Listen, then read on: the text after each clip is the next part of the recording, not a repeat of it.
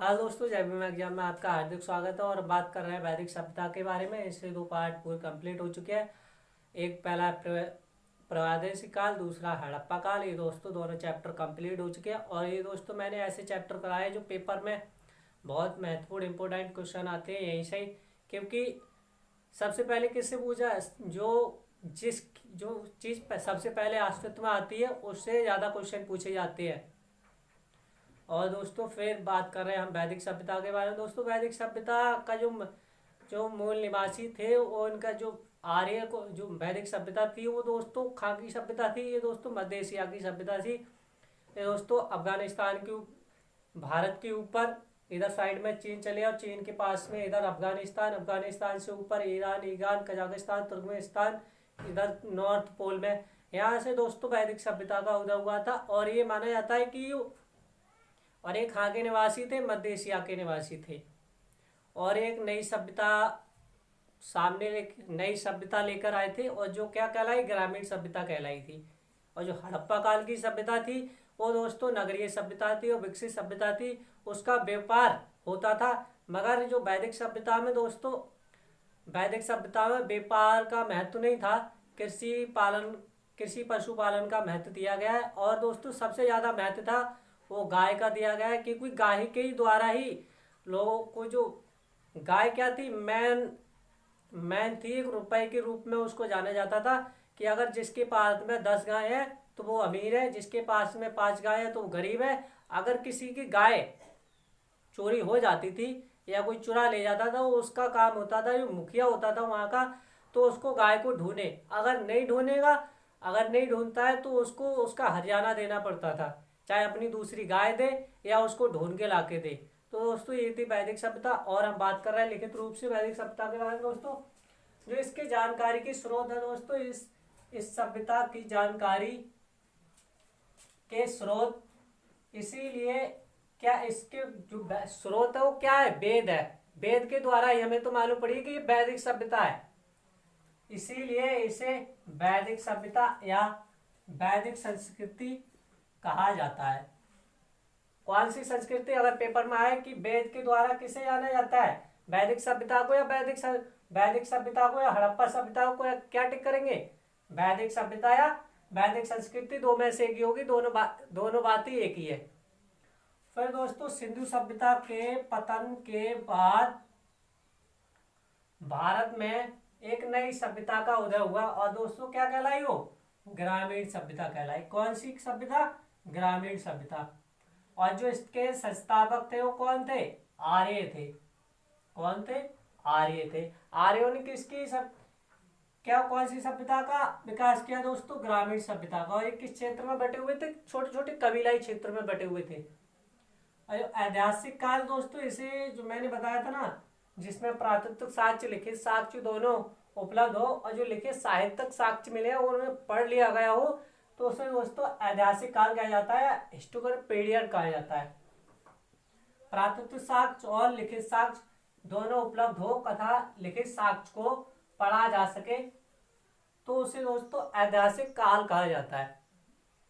दोस्तों अब बात कर रहे हैं इंडो आर्यों का आगमन। कैसे इंडो आर्यों का आगमन हुआ, जो दोस्तों किस क्षेत्र से आए थे। ये दोस्तों इंडो आर्य और ईरानी, जो मध्य एशिया से जो आर्य आए थे वो कौन से क्षेत्र से आए थे, 2 क्षेत्र से आए थे, इंडो आर्य और ईरानी, जो मध्य एशिया के 2 क्षेत्र से भारत आए थे। किस क्षेत्र से भारत आए थे, 2 क्षेत्र से भारत आए थे। जगह है वो कौन कौन सी है दोस्तों, तो एंड्रोनोमा संस्कृति। कौन सी, एंड्रोनोमा संस्कृति। ये दोस्तों इसे कहा जाता है प्रोटो इंडो ईरानी संस्कृति या प्रोटो इंडो ईरानी। ये दोस्तों 2000 ईसा पूर्व के आसपास पूरे मध्य एशिया में फैली हुई थी। कितने टाइम में, 2000 ईसा पूर्व के आसपास मध्य एशिया में फैली हुई थी। और दोस्तों दूसरा क्षेत्र बैक्टीरिया, जैसे दोस्तों मारजाना आर्कियोलॉजिकल कॉम्प्लेक्स। दोस्तों इसका टाइम पीरियड है वो दोस्तों 1950 से लेकर 1500 तक माना जाता है। किसका, बैक्टीरिया। दोस्तों बैक्टीरिया कहाँ पड़ता है, ये तो दोस्तों नॉर्थ पोल है, ये साउथ पोल है। ये दोस्तों इधर आ जाओ, इधर ये क्या है, ये हिंद महासागर है। यहाँ दोस्तों इधर पड़ता है ये एशिया, इसे बोलते हैं मध्य एशिया या मिडिल एशिया।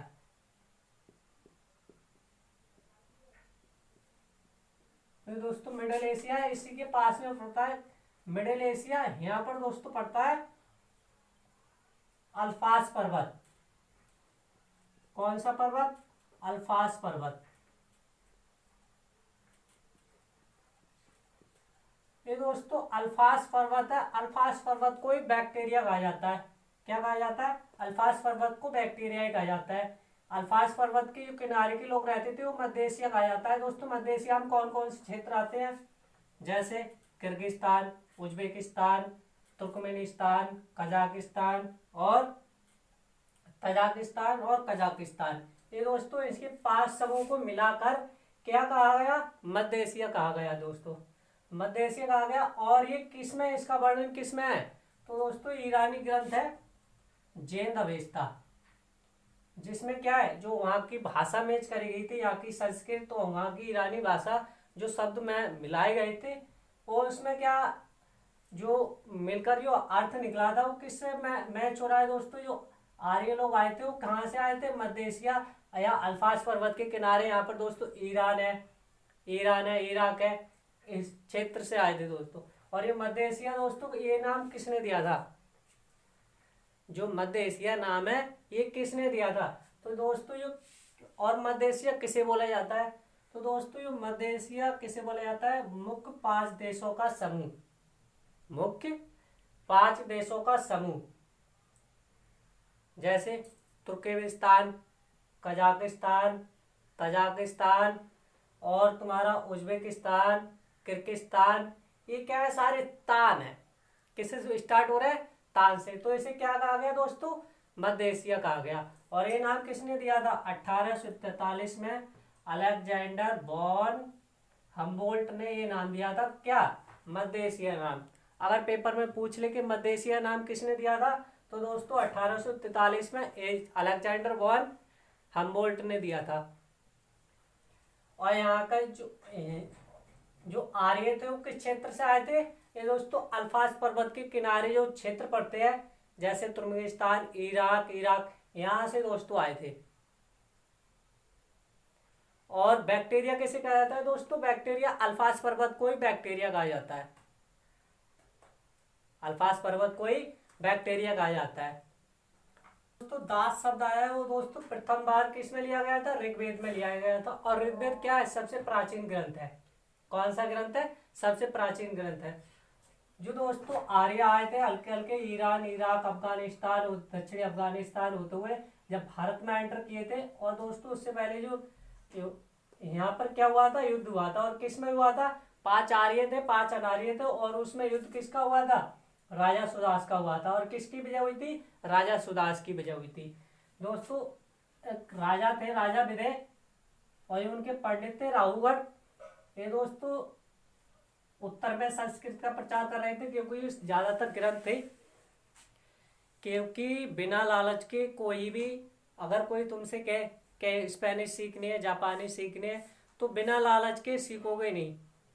आज के दौर में इंग्लिश का महत्व सबसे ज्यादा है, आज के दौर में इंग्लिश का महत्व सबसे ज्यादा है, चाइनीज का महत्व होता जा रहा है।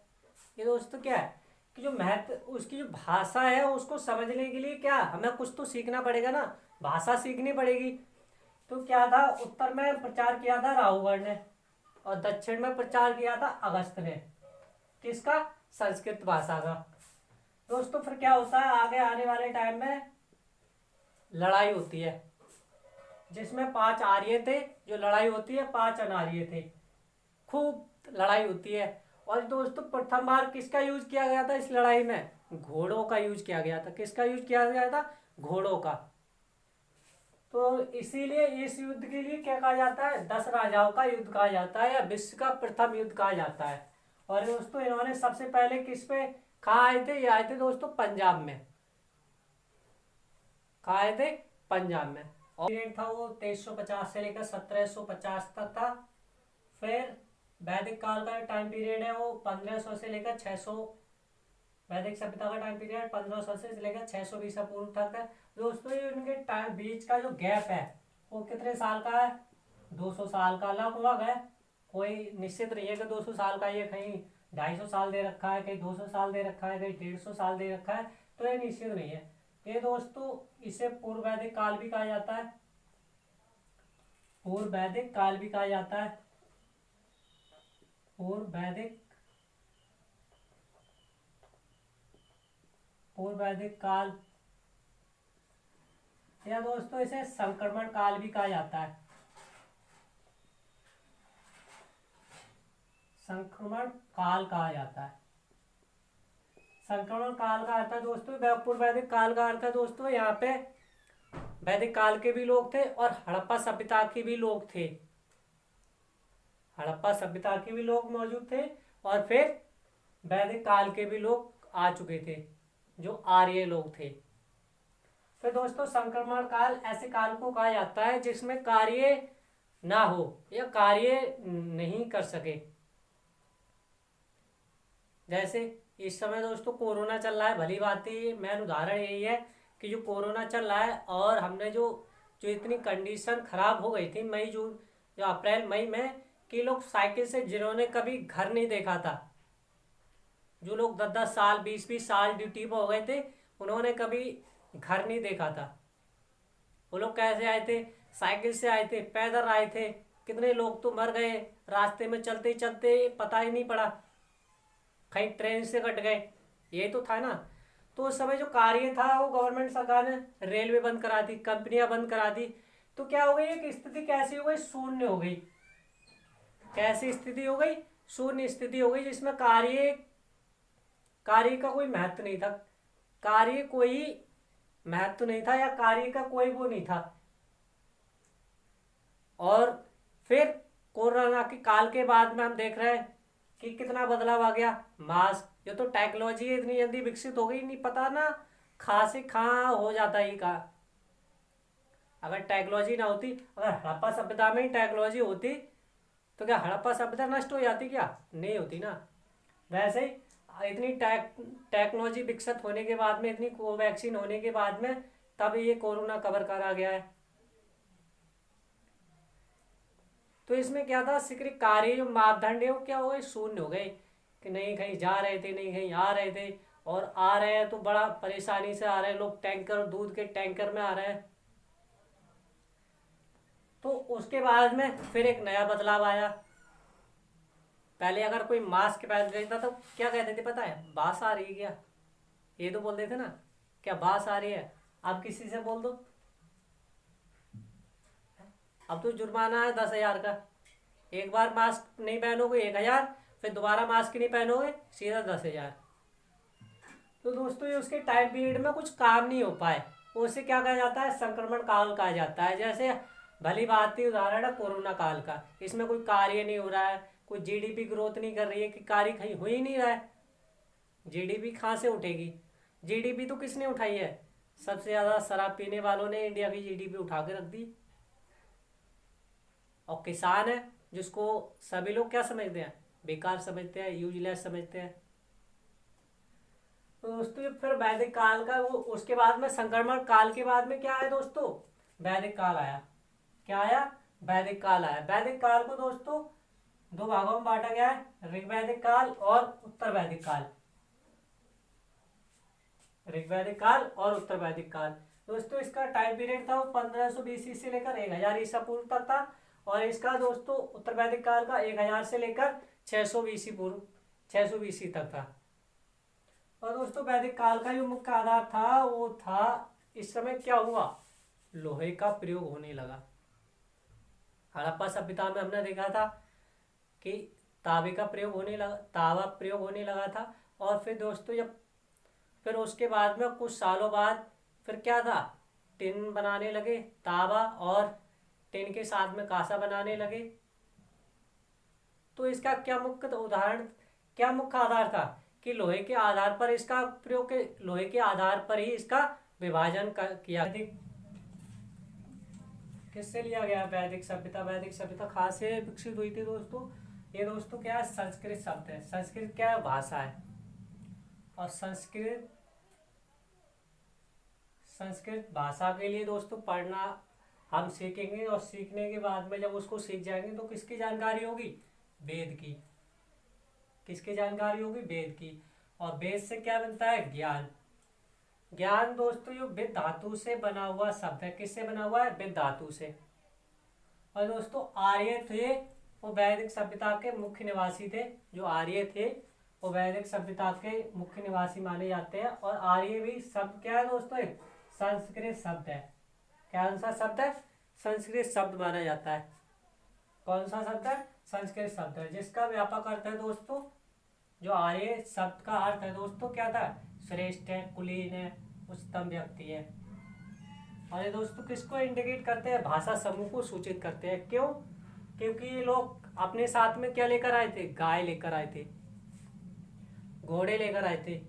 ये दोस्तों गाय और घोड़े लेकर आए थे। और ये किस में रहते थे? कबीले क्षेत्र में रहते थे। और किसको सबसे ज्यादा किसका महत्व दिया था? सबसे ज्यादा महत्व दिया है गाय को। क्यों? क्योंकि वहां का जो मुखिया या राजा होता था, क्योंकि ये धातु मुद्रा चलन के रूप में किसका प्रयोग किया जाता था? गाय का प्रयोग किया जाता था। इसीलिए गाय का महत्व सबसे ज्यादा था। अगर गाय किसी को चोरी हो जाती थी और जो कबीला का जो सरपंच बनाया जाता था, मुखिया बनाया जाता था, उसका उद्देश्य, उसका जो मैन उसको चुना गया था, उसका उद्देश्य था कि जो किसी की गाय खो जाती थी तो वो ढूंढ के लाके दे, और ढूंढ के लाके नहीं देगा तो खुद हर जाना पड़ेगा। तो किसका महत्व सबसे ज्यादा था? गाय का महत्व ज्यादा था। अब कुछ लोग जो आर्य लोग थे, वो कुछ लोग कहते हैं कि ये मध्य एशिया से आए थे, कुछ कहते हैं बैक्टीरिया से आए थे। तो अलग अलग लोगों के अलग अलग मत है। तो कुछ मत के बारे में बात कर लेते हैं। विद्वानों का मत है, कोई कहता है कि ये आर्कटिक से आए थे, कोई कहता है कि अफगानिस्तान से आए, कोई कहता है हिमालय क्षेत्र से आए थे, कोई कहता है आपका सिंधु घाटी सभ्यता से आए थे। तो दोस्तों जो आर्कटिक क्षेत्र है, सबसे पहले बाल गंगाधर तिलक कहते हैं कि ये आर्कटिक क्षेत्र से आए थे। कहाँ से? उत्तरी ध्रुव से। ये नॉर्थ पोल है, ये साउथ पोल है। क्या कहते हैं? ये उत्तरी ध्रुव से आए थे। कहाँ से? यहाँ से आए थे। चीन के ऊपर ये पड़ता है तुम्हारा, ईरान, इराक, इधर क्षेत्र से आए थे। और उनकी पुस्तक भी है जिसमें उन्होंने वर्णन किया है, the Arctic home the Vedas. The Arctic home of the Vedas. Dayaram Sahni कहते हैं कि तिब्बत क्षेत्र से आए थे। कहाँ से आए थे? तिब्बत क्षेत्र से आए थे। ये पड़ता है चीन के बराबर में पड़ता है तिब्बत क्षेत्र, यहाँ पर ये दोस्तों ऐसे करके नॉर्थ पोल में ही। और DS त्रिवेदी कहते हैं कि देवका प्रदेश, ये कहाँ से आए थे? अफगानिस्तान से आए थे। यह कहाँ पड़ता है? अफगानिस्तान पड़ता है। जो आर्य लोग थे वो आए तो अफगानिस्तान होते हुए थे, मगर आए कहाँ से थे? बैक्टीरिया से, या इसको बोलते हैं अल्फास पर्वत। और अल्फास पर्वत को ही क्या कहा जाता है? बैक्टीरिया प्रदेश कहा जाता है। और मध्य एशिया दो क्षेत्र से आए थे, बैक्टीरिया से और मध्य एशिया। मध्य एशिया में दोस्तों आपका कजाकिस्तान, तुर्कमेनिस्तान, कजाकिस्तान, किर्गिस्तान, ये सारे 5 प्रदेश है, जिसका नाम किससे शुरू होता है? स्तन से शुरू होता है। किससे होता है? स्तन से शुरू होता है। और कैसे आए थे फिर? अफगानिस्तान होते हुए पंजाब में क्या किया? सबसे पहले एंटर किया, प्रवेश किया, और यहीं पर क्या हुआ था? युद्ध हुआ था, जिसे 10 राज्य युद्ध कहा जाता है। और यहीं पर दोस्तों खा के बसे, ये सिंधु क्षेत्र में बसे। और पहले क्या था? ये पहले सिंधु क्षेत्र था, और यहीं से नदी बहती थी, सिंधु नदी, इधर तुम्हारी चेनाब नदी, और फिर 5 नदियां और थी। इसी को मिलाकर क्या कह दिया उन्होंने? सप्त सैंधव प्रदेश कहा गया। इसमें कितनी नदियां थी? 7 नदियों का वर्णन है। और दोस्तों ऋग्वैदिक काल में 25 नदियां हैं, जिसमें 31 नदियां हैं, जिसमें 25 नदियों का वर्णन किया गया है। किसमें? सबसे प्राचीन ग्रंथ कौन सा है? ऋग्वैदिक काल, ऋग्वेद में। और दोस्तों DS कल्ला कहते हैं अफगानिस्तान क्षेत्र से आए थे। मैंने बताया अफगानिस्तान क्षेत्र से। DS कल्ला कहते हैं कहाँ से आए थे? कश्मीरी क्षेत्र, हिमालय से आए थे। ये हिमालय इधर पड़ता है, ये उत्तरी पोल में। अविनाश चंद्र झा कहते हैं ये सब आंध्र प्रदेश की सिंधु घाटी प्रदेश से आए थे। मैंने बताया था कि यहाँ पर सबसे पहले यहाँ आए थे, पंजाब क्षेत्र में आए थे। और यहाँ की दो मेन नदियाँ थी, सिंधु, चिनाब, रावी, सतलज, ब्यास, परसुणी। और फिर यहाँ के क्या नाम दिया गया इस क्षेत्र को? सब आंध्र प्रदेश नाम दिया गया। गंगानाथ झा ने कहा था ये गंगा यमुना दोआब के क्षेत्र या भीमऋषि प्रदेश से आए थे। ये दोस्तों जो वहां के बसे हुए थे ऐसे करके बसे हुए थे, और जो इधर से नदी जा रही है, इधर से नदी जा रही है, उसके लिए क्या बोला जाता है? दोआब क्षेत्र बोला जाता है। कौन सा क्षेत्र बोला जाता है? दोआब क्षेत्र बोला जाता है। तो जो लोगों के मत है जहां पर उपजाऊ कर सके, फसल कर सके। मगर एक बात थी, वैदिक सभ्यता में नहीं तो कृषि का जोर ज्यादा था, नहीं तो कृषि का ज्यादा वर्णन है, और नहीं तो आपका व्यापार का वर्णन है। सबसे ज्यादा महत्व किसका दिया गया है? गाय का, जिसको मुद्रा के रूप में प्रचलन कर देते। अगर कोई जिसके पास 10 गाय है वो अमीर है, जिसके पास 5 गाय है वो गरीब है। उसके द्वारा ही उनकी ऊंच नीच का वर्णन किया जाता था। नंबर पर आते हैं जो सर विलियम जॉन्स। कौन है? Sir William Jones. ये ने कहा था जो आर्य लोग आए थे वो यूरोप से आए थे, जर्मनी, हंगरी और दक्षिणी रूस से। दोस्तों उन्होंने किसके आधार पे कहा था? भाषाई आधार पे कहा है। किसके आधार पे कहा है? भाषाई आधार पे कहा है। यूरोप एवं जो संस्कृत भाषा की समानता के आधार पर कहा है। जो यूरोप की भाषा और संस्कृत भाषा की समानता के आधार पर कहा है। दोस्तों संस्कृत भाषा में दोस्तों मात्र कहा जाता है, लैटिन भाषा में मातेर कहा जाता है, अंग्रेजी भाषा में मदर कहा जाता है, पितृ संस्कृत में कहा जाता है, पितेर लैटिन भाषा में कहा जाता है, और फादर अंग्रेजी भाषा में कहा जाता है। इन्होंने जो भाषाई आधार पर, ये सर विलियम जॉन्स ने कहा था, भाषाई आधार पर जो आर्य थे वो मध्य एशिया, वो यूरोप से आए थे। कहाँ से आए थे?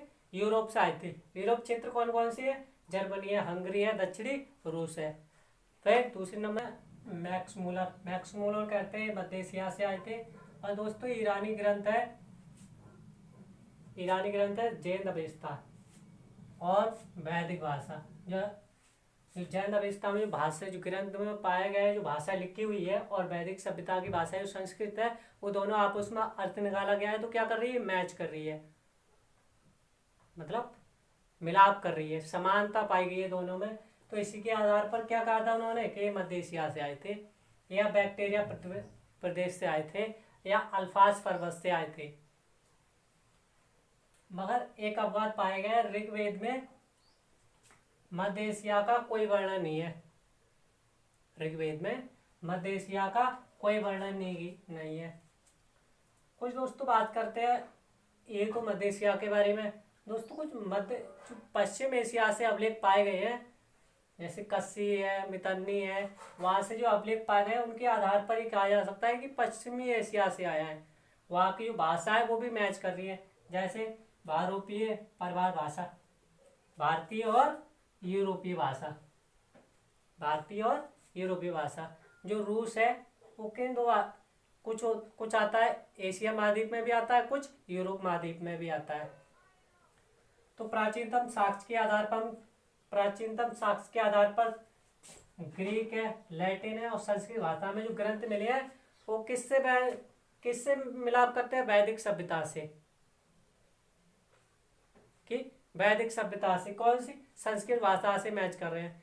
कई भाषा में पाए गए, कुछ ग्रीक भाषा में पाए गए, कुछ लैटिन भाषा में पाए गए हैं। तो कौन कौन से अभिलेख है उनके बारे में जानकारी लेते हैं। यूरोपीय भाषा के आधार पर जैसे वहां से जो प्राचीनतम साक्ष्य प्राप्त हुए वो दोस्तों इराक से प्राप्त हुए हैं। जो यूरोपीय भाषा थी और संस्कृत भाषा क्या कर रही है? दोनों मेल खा रही है या मैच कर रही है, इसीलिए क्या कहा गया था? बहुरूपीय भाषा कहा गया था। 1600 ईसा पूर्व में कस्सी अभिलेख, कस्सी दोस्तों इराक में पड़ता है, यहाँ से प्राचीनतम साक्ष्य मिले हैं। 1400 बीसी में दोस्तों एक मितन्नी पड़ता है, और 1400 ईसा पूर्व में दोस्तों एक बोगस कोई अभिलेख की खोज हुई है।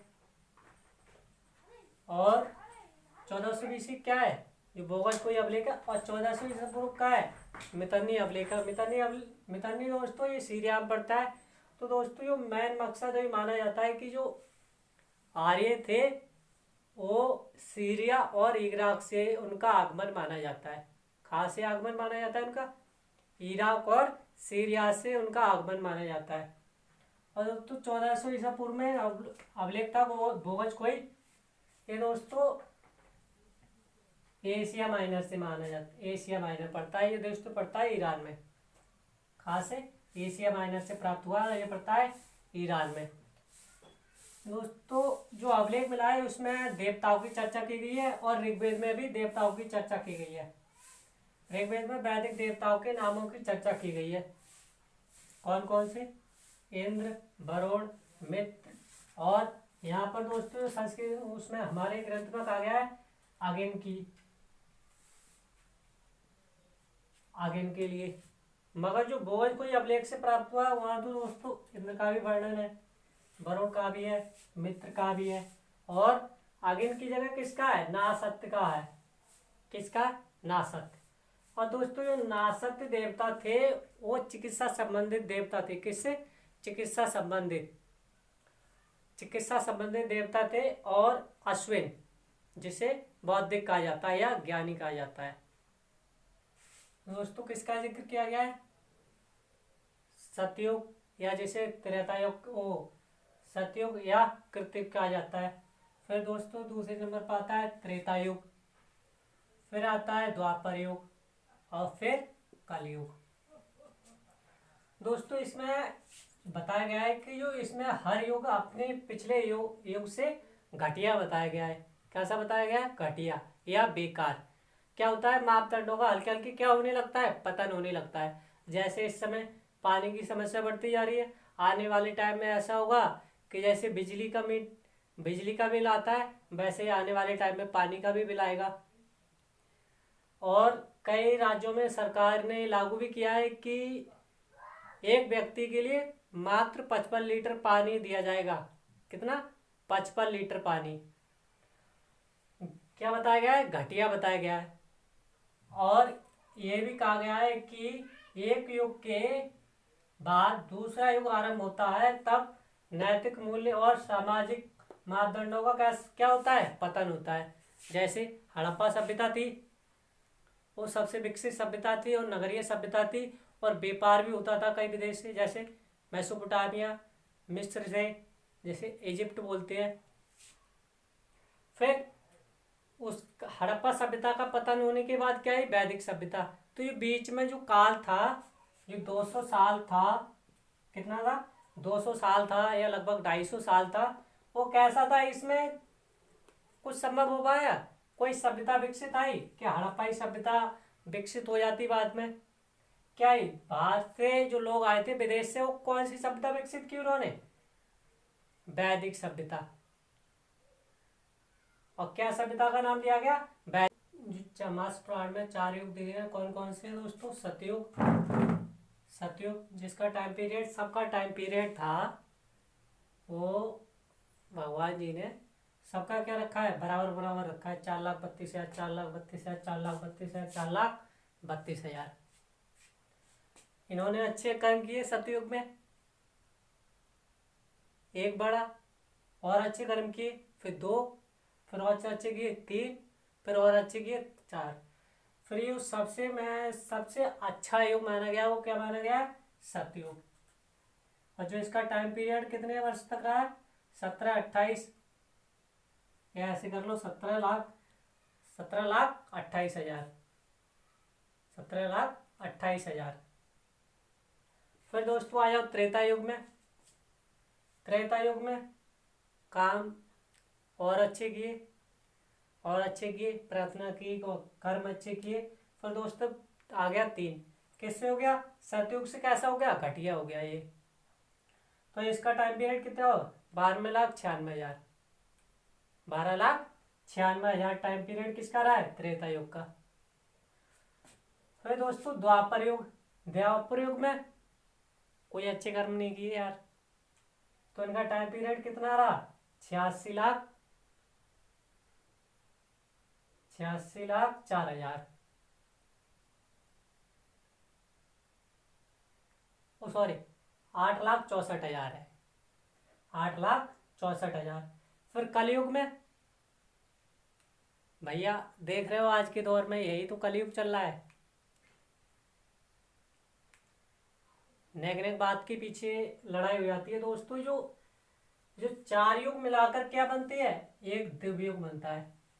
जो चार युग है, सतयुग है, त्रेता युग है, द्वापर युग है, कलयुग है, ये चार युग मिलाकर क्या बनता है, एक दिव्य युग बनता है। चार युग मिलाकर क्या बनता है, दिव्य युग।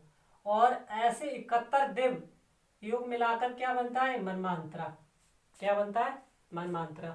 और मनमांत्रा के बाद क्या बनता है, ब्रह्मा का दिन, जिसे क्या कहते हैं, कल्प। जो आप कैलेंडर लाते हो उस पर देखते हो नहीं, ऐसे छपे हुए आते हैं ना ये, तो ये क्या है, ब्रह्मा का दिन है। 71 दिव्य युग है और दिव्य युग है। चार युग मिलाकर क्या बना, एक दिव्य युग बना। और चार युग कौन कौन से थे, सतयुग था, द्वापर युग और त्रेता युग और कलयुग। फिर ऐसे 71 दिव्य युग मिलाकर क्या बना, एक मनमांत्रा। क्या बना, मनमांत्रा।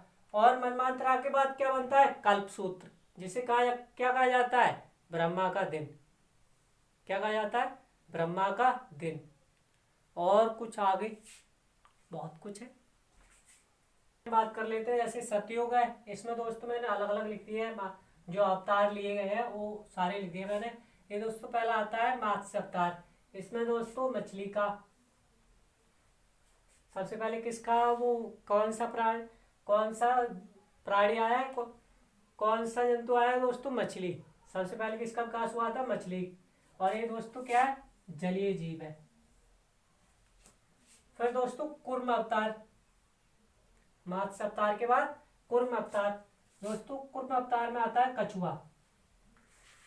कछुआ दोस्तों ये होता है स्थल और जल में रहने वाला, मतलब स्थल में चलने वाला और जल में रहने वाला। फिर उसके बाद आता है दोस्तों बारह अवतार। बारह अवतार दोस्तों आता है सुअर। क्या आता है, सुअर। और एक ऐसा था, थल का पशु था। किसका, थल का पशु था। फिर दोस्तों आता है नरसिंह अवतार। नरसिंह अवतार में दोस्तों अर्धमानव, पशु और मानव के बीच का जीव। मैंने कहा था ना, जो लंगूर थे, जो लंगूर के आकार के दिखते थे और उनके पेट कैसे थे, घड़े के आकार के थे। वो दोस्तों लटक भी सकते थे और चल भी सकते थे हल्के। और उनमें जो विशेषता थी, वो दिमाग से सोच सकते थे, दिमाग से सोच भी सकते थे। तो इसीलिए उनको मानव के बीच का जानवर कहा गया है, मानव के बीच का जीव कहा गया है। कौन सा, मानव के बीच का जीव कहा गया है। दोस्तों त्रेता युग। त्रेता युग में दोस्तों 52 अवतार। जो मानव था वो कैसा था, बौना था। मानव था कैसा था, बौना था या लघु मानव। दोस्तों आज भी जैसे इटली है, इधर यूरोप क्षेत्र में चले जाओ, आज भी लघु मानव है, जो छोटे है। घर के असम में चले जाओ, बौने लोग रहते हैं। मगर पंजाब में चले जाओ, 7-7 फीट के जवान है। असम में चले जाओ, 1.5-1.5, 4.5-4 फीट के जवान है। फिर दोस्तों आप परशुराम अवतार। परशुराम अवतार, परशु रखने वाला, परशु वाले राम, शस्त्र प्रतोक्ता मानव। जो मानव था हल्के हल्के किसमें कन्वर्ट, जो मानव था वो हल्के हल्के शस्त्र रखने लगा। मतलब ये पत्थर से क्या करता था, पत्थर से मानव क्या करते थे, शिकार करते थे और मांस को खा जाते थे। फिर राम अवतार, दोस्तों राम अवतार, ये राम समुदाय में रहने वाला मानव। और एक उन्हें संकेत हो चुका था कि अगर हम इकट्ठे रहेंगे, अगर किसी का शिकार करेंगे, इकट्ठे रहेंगे तो बहुत जल्दी कर सकते हैं और इसमें आसानी भी रहेगी। तो कैसे था, वो समुदाय में रहने लगा था। जो समुदाय में रहने लगा था, अरे स्कूल में ही पढ़ते, अगर 4 बच्चे किसी एक गांव के हों तो उनको क्या मिलती है, मतलब उनसे कोई ज़्यादा टच नहीं होता और उन्हें मतलब किसी बात की दिक्कत नहीं होगी, एक दूसरे से पूछ सकते हैं। अब अकेला ही बंदा हो कहीं पर कॉलेज में पढ़ता है तो उसमें दिक्कत होती है ना, ऐसे ही समझ लो यार, यही बात है। तो इसमें क्या था, समुदाय में रहने वाला मानव, किस में कन्वर्ट हो चुके थे, समुदाय में। फिर दोस्तों कृष्ण अवतार, कृष्ण अवतार दोस्तों पशुपालन करने वाला मानव। जब आग का आविष्कार हुआ दोस्तों, फिर हल्के हल्के मांस को भूनने लगे, फिर जो मानव थे फिर हल्के हल्के किस में कन्वर्टेड हो गए, वो खेती करने लगे। जब कबीला स्थायी, जब समुदाय में रहने के लगे, और फिर वो कबीला जब स्थायी क्षेत्र में रहने लगे तो हल्के हल्के उन्होंने क्या कर दी, खेती चालू कर दी और पशुपालन चालू कर दिया, पशु को पालना शुरू कर दिया। कि जो गाय देती है, अरे वो तो दूध देती है, दूध देती है। तो ऐसे ही हल्के हल्के वो किस में कन्वर्टेड हो गए, स्थायी क्षेत्र में स्थायी निवास करने लगे और पशुपालन का आरंभ हो गया। फिर दोस्तों बुद्ध अवतार, गौतम बुद्ध का अवतार। ये दोस्तों कृषि कर्म को बढ़ावा देने वाला मानव, कृषि कर्म को बढ़ावा देने वाला मानव, कृषि क्षेत्र को बढ़ावा देने वाला मानव। और जिसे कलिक अवतार के नाम से जानते हैं। कलिक का अर्थ है दोस्तों भविष्य का मानव होगा, वो कैसा होगा, संहारक होगा। और आज के दौर में बात सत्य हो रही है ना, कि जो मानव, वो क्या देख रहे हो ना आज के दौर में, मर्डर फिरौती, लालच के लिए लोग मर्डर कर देते हैं, लालच के लिए मर्डर कर देते हैं, भाई का भी मर्डर कर देते हैं, जमीन के लिए माँ बाप का भी मर्डर कर देते हैं। तो ये बात सत्य है ना, जो शक्तिशाली होता है वो दूसरे को क्या करता है, दबा देता है। और आज के दौर में होड़ लगी हुई है, होड़ है एक दूसरे की, कि वो मुझसे आगे ना निकल जाए, वो मुझसे आगे ना निकल जाए। तो यही क्या है, यही लास्ट है। और जो प्रकृति का दोहन हो रहा है वो कितनी उसमें हो रहा है, ये तो आप भी जानते हैं, मैं तो खुद जानता ही हूँ। कि आज देखते हो कि कितना प्रदूषण हो रहा है, कितनी बीमारी फैल रही है। ये क्या है यार, अत्यधिक किसी जब क्षेत्र का दोहन हो जाता है आप, तो क्या होता है, एक महाप्रलय आती है। क्या आती, एक महाप्रलय आती है। आपने देखा था ना कि केदारनाथ में बाढ़ आई थी, फिर उसके बाद में दूसरा कहर कोरोना। अब आने वाले में जितना भी जो पीरियड आ रहा है ना, वो खतरनाक ही आ रहा है, ऐसे समझ लो। और ये बात सत्य है, जो भी आ रहा है आने वाले दिन है वो खतरनाक आ रहा है। आने वाले टाइम में पानी के लिए लड़ाई होगी, क्योंकि पानी हम वैल्यू नहीं समझते हैं और लाभ के लिए हम फसल भी करते हैं। जैसे धान की खेती, कई कई जगह रोक लगा रखी है, जैसे हरियाणा क्षेत्र में धान की खेती के लिए पाबंदी कर रखी है कि वहाँ पर मोटे धान ही होंगे और पतले धान की खेती नहीं होगी, क्योंकि वो पानी की ज़्यादा ज़रूरत होती है, क्योंकि पानी से ही धान होते हैं सबसे ज़्यादा। और जब वाटर लेवल कम होता जा रहा है तो आने वाले टाइम में क्या होगा, लड़ाई होगी, जाहिर सी बात है। और जो शक्तिशाली होगा वो पर जीतेगा। तो यही है। अगर आपको वीडियो पसंद आती है तो लाइक करें, सब्सक्राइब करें और बेल आइकन को प्रेस करना ना भूलें। और यार कमेंट, वीडियो को तो लाइक तो कर दिया कीजिए और चैनल को सब्सक्राइब तो करें ही। अगर आपके लिए पसंद नहीं आता है, ऐसा क्यों यार, बोर्ड छोटा है इसीलिए, मगर ये मैं पढ़ाता हूँ दोस्तों, कई चीज़ों से मिलकर पढ़ाता हूँ मैं। और ये बात सत्य है जी दोस्तों, अवतार के बारे में जितनी बात मैंने बताई है, मैं इस हिसाब से पढ़ाता हूँ कि कोई भी पेपर की तैयारी करते हैं आप एक बार हिस्ट्री पढ़ें, बार बार हिस्ट्री ना पढ़ें, एक बार ही हिस्ट्री पढ़ें और ऐसी तरीके से पढ़ें कि आपको भविष्य में पढ़ना ना पड़े। आप रिवाइज करें, तुरंत ही सारे क्वेश्चन याद हो जाएंगे। कुछ लोग क्या है कि मेन मुद्दा बता देते हैं कि वैदिक काल में हुआ था, वैदिक सभ्यता यहाँ से हिला हुई थी, ये नहीं बताते कि कहाँ से क्या हुआ था, मध्य एशिया नाम कैसे बढ़ा या कैसे हुआ, ये सारी चीज़ कोई नहीं बताता है। और दोस्तों एक बात और, कोरोना काल चल रहा है, आप जहाँ भी रहे स्वस्थ रहे, हंसते रहे और खुश रहे और अच्छे से पढ़े, मैं तो यही कामना करता हूँ। और एक बात और, एक कहानी है, घर में रहिए बाहर जाओगे, सरकारी में जाओगे, जान से जाओगे, प्राइवेट में जाओगे, जमीन से जाओगे, और घर में हाथ धोते रहोगे तो जहान में ही रहोगे, तो घर में ही रहोगे। तो यही बात है। जय भीम, जय भारत।